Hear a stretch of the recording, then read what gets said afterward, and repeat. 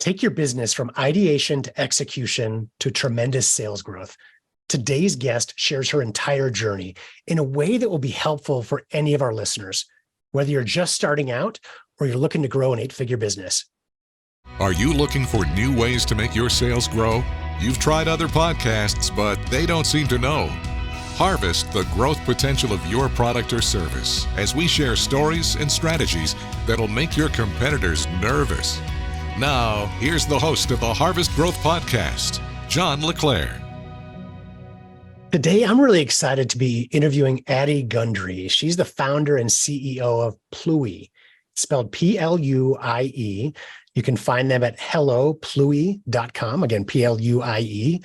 She's going to describe in a second the product, and it's a really cool product concept. If any of you are parents or hope to be soon or have been in the past, like myself, you're going to get this right away and see the need for it and see why, at least in part, this product has been so successful. But she's got a fascinating background and story to share too. So I definitely encourage you to listen to this interview. Addie, welcome to the show.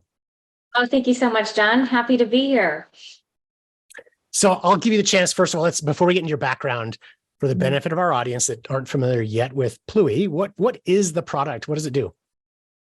Pluie is the world's first and only self-sanitizing diaper changing table for public restrooms. So the ones you often see when you're out to lunch, at a movie theater, in the airport, are pieces of plastic that are wall mounted, come down. It's a great solution. We're glad as parents there's something there. However, we have reimagined it and really solved every pain point that parents have. We've created a more comfortable, more convenient, and a cleaner unit. So in 60 seconds, the entire surface is sanitized with UVC light. It's a softer foam surface. We have a retractable security strap. All in all these first to market features make it an incredibly innovative product for public restrooms.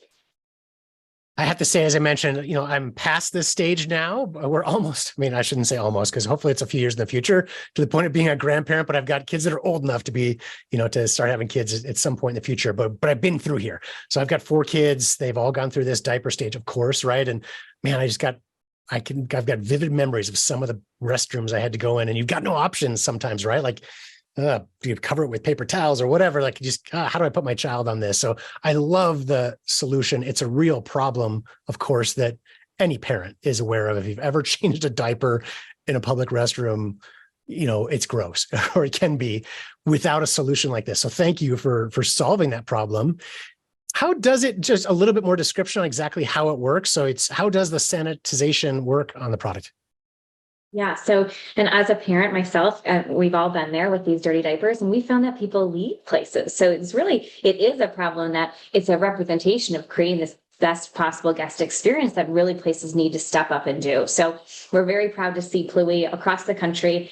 And I'll tell you a little bit about how it works. So open the table, like a changing table, change your baby's diaper, close it, and automatically it triggers the 2 UVC light bulbs behind a protective panel, and it sanitizes the entire surface in 60 seconds. So quick, effective, repeatable. It's really the only way you can guarantee that when you as a parent walk into a public restroom, you know that it's safe to put your child on from bacteria, viruses, and things that can be really harmful, especially to the little ones. And I think the timing is good too. The UV light has been around for a long time, but the understanding of the everyday consumer, or really the belief, is this really cleaning bacteria or germs? Now consumers get it. So I think it's great that this came out at a time when, unfortunately, we all know and understand bacteria and germs today better than we did, let's say, 4 years ago, right? With what's happened over the past few years. But the nice thing is we also understand how to solve the problem, right? How to kill germs and bacteria. And one of those ways is through UV lights, which we now see in many places across the world, really. And so there's a lot more credibility behind it. So that's a good timing, I guess. It's worked for a long time, but now consumers believe that it works for sure. And it's amazing. I had the idea in 2018, began developing it in 2019, so pre-COVID. And a lot of questions I was asked was, how does it work? Does it burn a baby? Does it tan a baby, right? It was just very confusing. And then immediately in 2020, 2021, there were 0 questions. It's like whether people understood it or not, it was just this widely adopted solution. And with this heightened sensitivity to health and safety, it was immediately effective in terms of marketing. We also didn't have to do a lot of consumer education, which I was concerned not only for us selling B2B, but us explaining to parents. A lot of that has been done for us because of sort of the last couple of years. Yeah, absolutely. So let's get into your background a little bit, because this is, I think, a fascinating part of your story. Great product, of course. We'll come back to that in a second as well. But before you got to the point of developing a product, we have so many listeners that really have diverse backgrounds that, didn't study product marketing in college, right? But they get to the point of they develop or invent a product and bring it to market, and some very successful and some, still learning along the way. But there are a lot of diverse and what I would call non-traditional backgrounds, but yours has to be one of the most interesting or fun backgrounds I've heard in a long time, because you've done so much before getting to the point of launching your product. So if you could rewind a little bit and talk about your journey before launching the product.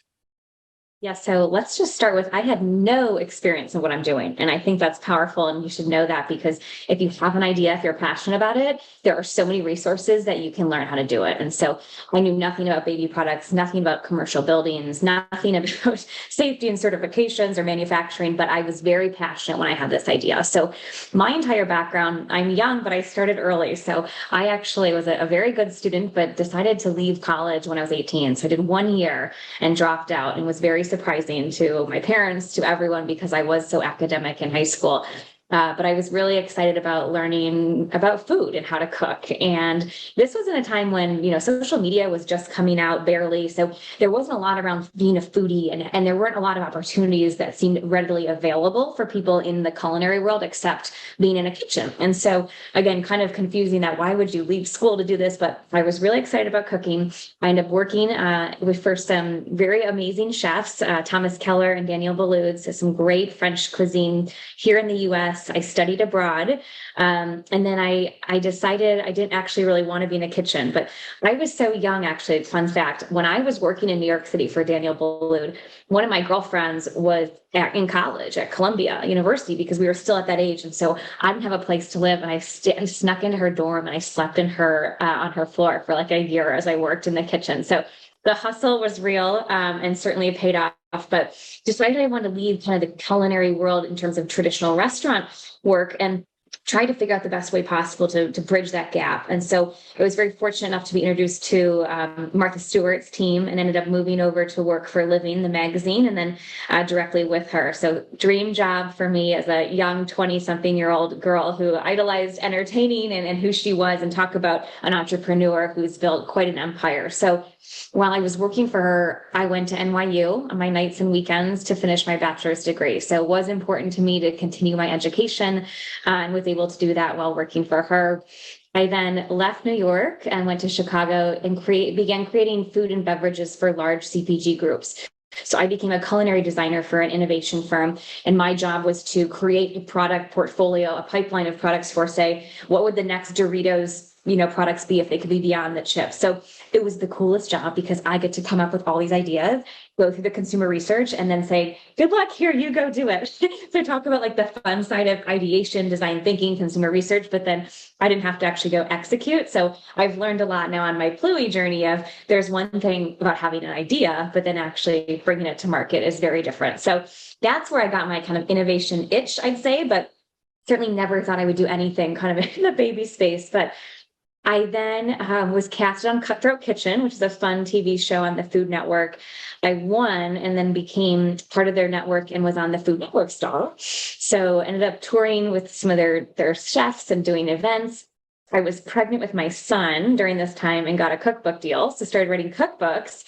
And then when he was about 1, I was out to lunch. It was a true aha moment, one of those kind of cheesy but accurate, I think we can make a better one.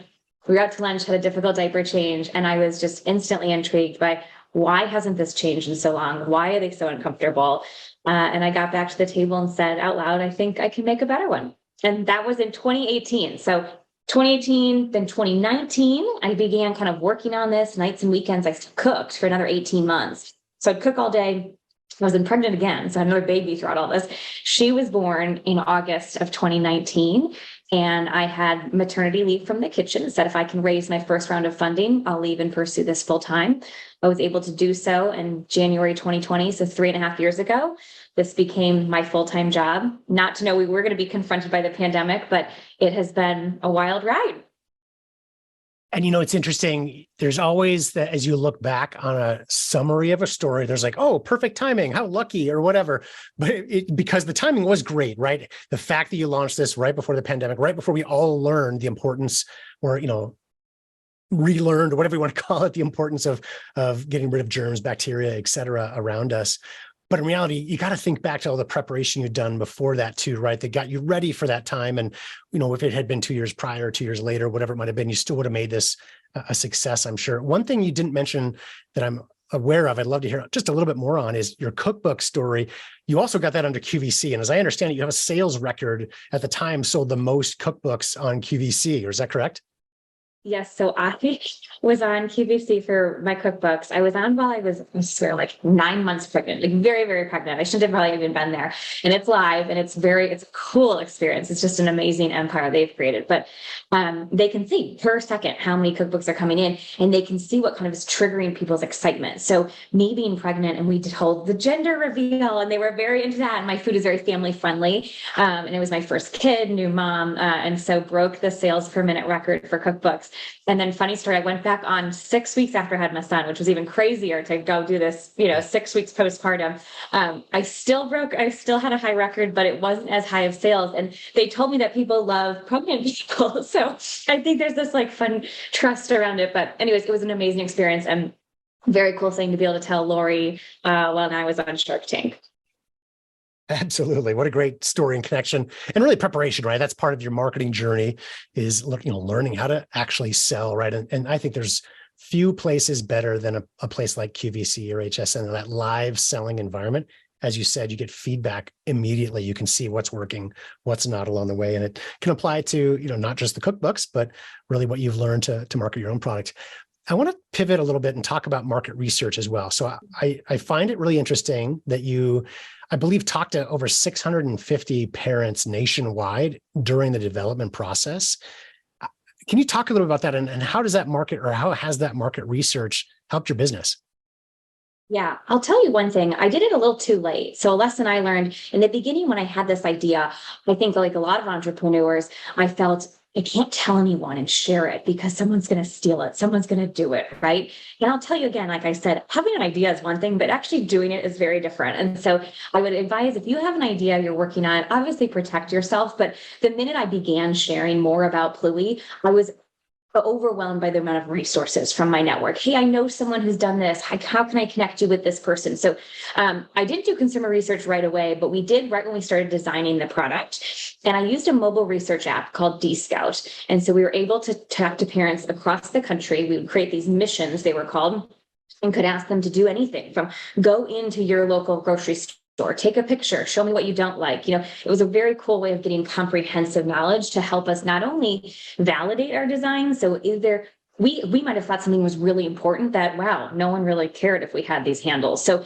not only was it helpful of, getting new ideas, new feedback, but then also validating or not, kind of the ideas, pain points we thought were there. And so that was what was really great about it.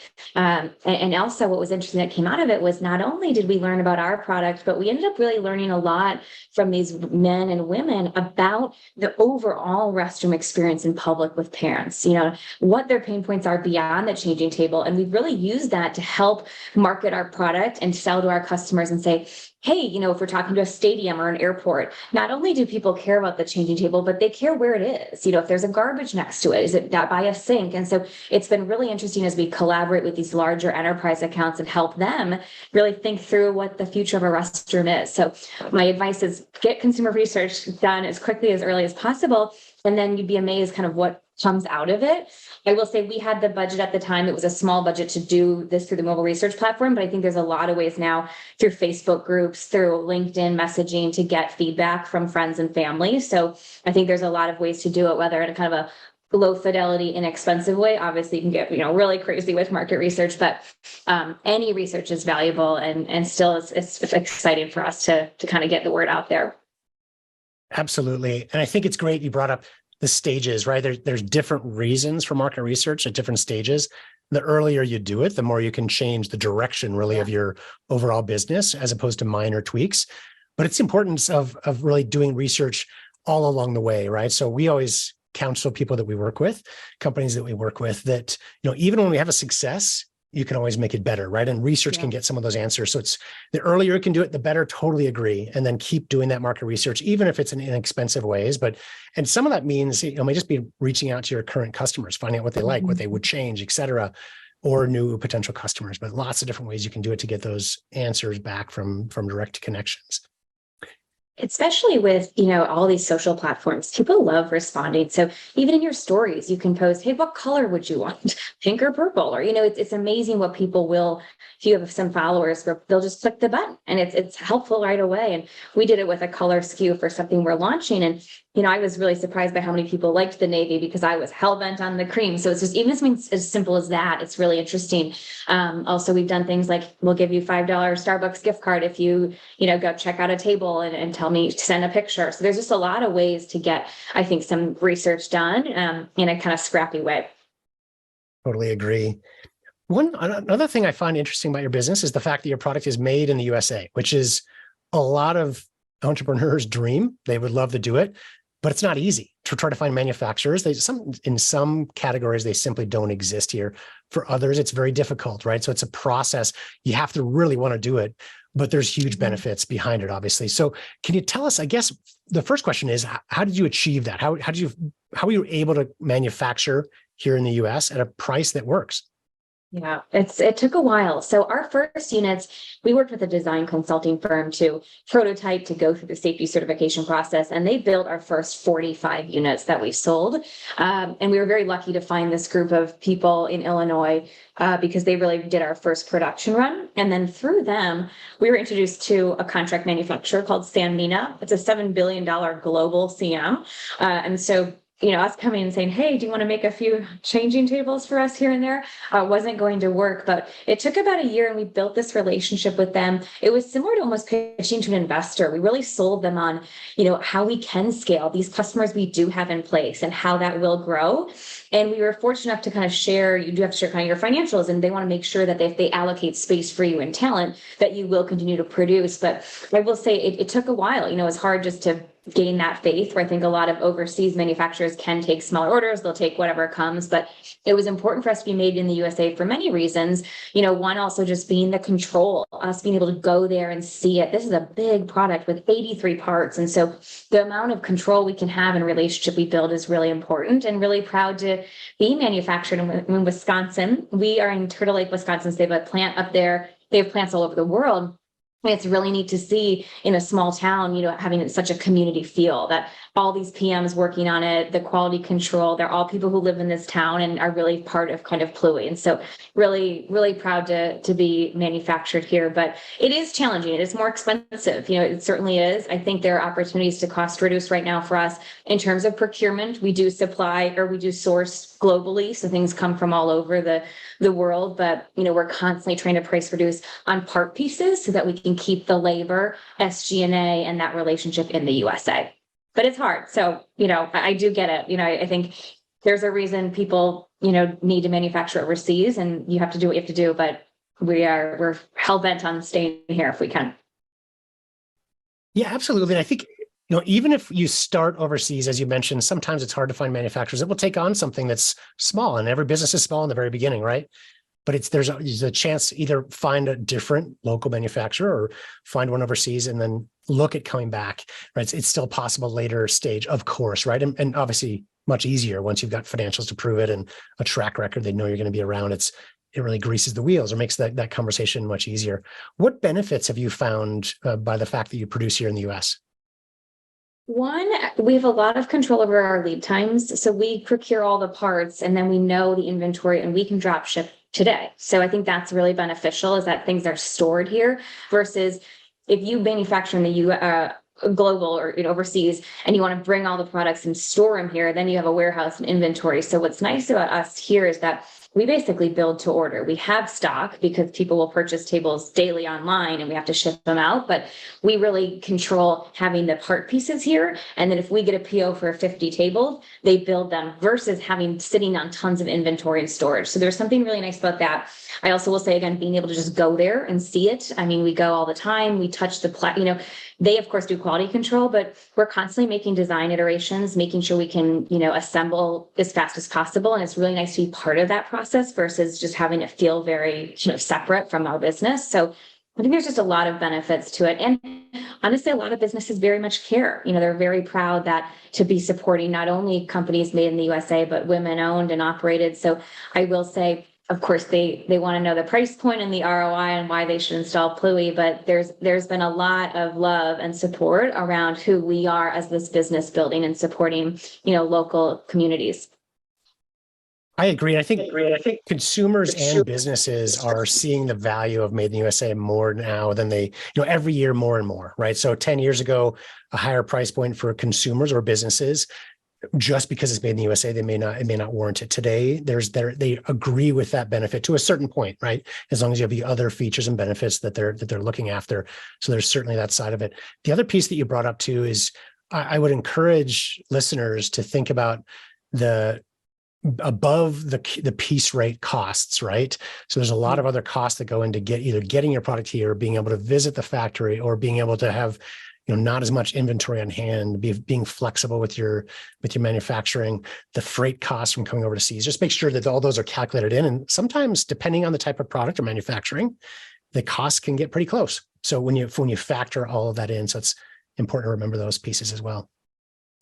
And what's great is that we know at this scale, the cost for us is as high as it'll ever be. So if our margin right now is pretty good, we know we're buying tables by the hundreds, right? We want to get to scale where we can start procuring parts thousands and 10,000. So I think what's great, and just a reminder, if you're starting out with smaller quantities, of course your costs are going to be high. It's really kind of inevitable. And so that's something that I actually feel is a benefit when we are speaking to investors or other people, is that, look, we're doing really well with a very high cost, and we can continuously reduce that with scaling. But with working with people in the US, our manufacturer, having them source the products, they have the relationships that us individuals wouldn't have. And so they can get better prices too. If they're buying plastic from a supplier in China for other products, they're going to have a better weight price than we would individually. So there's also those benefits as well as just working with someone here who kind of has those relationships, because otherwise it's, us trying to manage them. And so there's a lot there that, the cost is high, but we know it will continue to come down and worth it. Agreed. Addie, you've won a lot of awards over the years as well. So one that I noticed that stands out to me is Inc. Magazine's Female Founders 100, called the list of trailblazing women, but many, many other awards along the way. A couple of questions on that, because we get questions all the time from inventors and entrepreneurs about awards. So the first question is value. So how has getting these awards helped your business?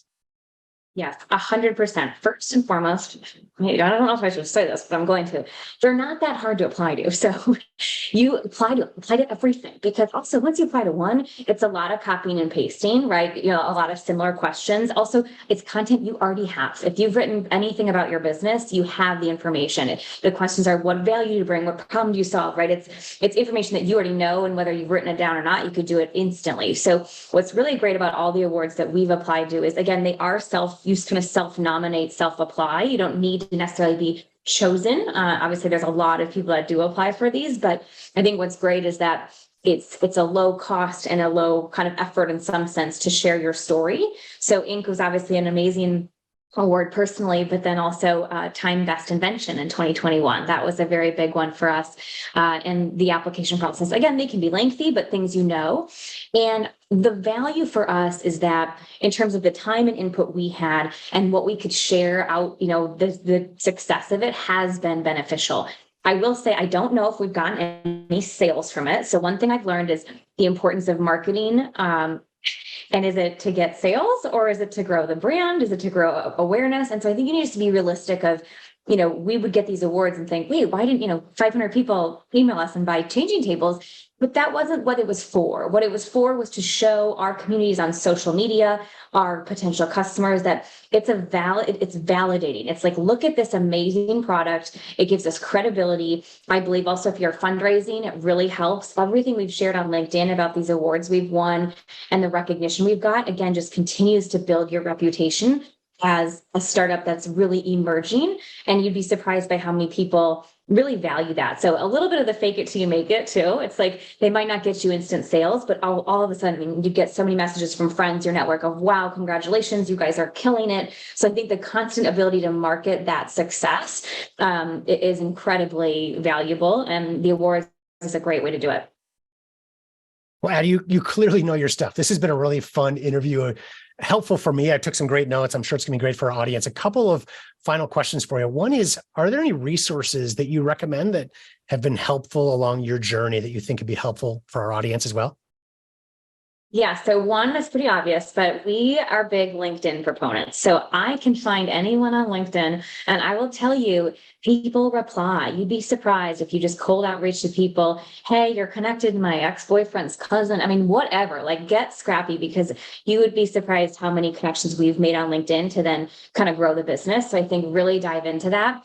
And then in addition, we try and read, our team, tries to read different books by entrepreneurs every month just for inspiration. And recently I read Burn Rate, Andy Dunn, who's founder of Bonobus. And then also really, I do like Bethany Frankel's book about business being personal, because certainly as a mom, especially a product that's near and dear to my heart and really my family's livelihood, I juggle a lot with just how to be an entrepreneur, how to be present. I have 2 young children I have to physically like pick up and feed and put to bed. So I can't be at my computer around the clock, but I can think around the clock and live and breathe this. So I think different resources that kind of validate how you feel about being an entrepreneur and the juggle and struggle is real. It's fun to relate to. The juggle and the struggle. I love that. That's a great phrase to be coined for sure. And it's so true. And I know how busy you are. I really appreciate you taking the time to do this interview. Is there anything I didn't ask that you think could be helpful for our audience? No, well, thank you. First of all, I love being here. Appreciate your time. I will say, I think the one thing that I continue to remind myself is to be patient and persistent at the same time. So sales can take a while, things can take a while. So you have to have patience, but then constantly be persistent. You would be surprised how many sales I'll get after a 7th, 8th email. You have to just give time, but continue to be persistent.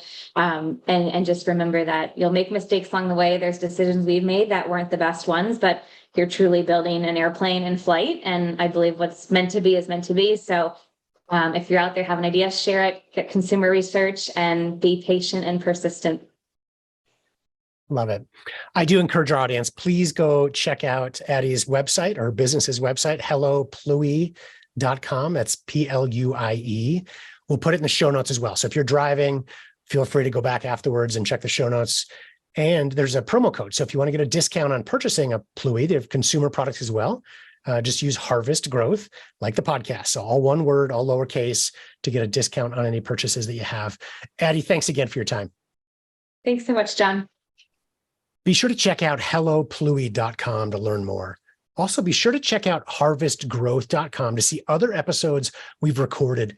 And if you'd like to take a shortcut and learn the process that we've used to profitably launch hundreds of products since 2007, download our secret sauce product marketing campaign cheat sheet at harvestgrowthsecretsauce.com. Or you can set up an appointment right from our website to speak directly with a member of the Harvest Growth team in a free one-on-one consultation.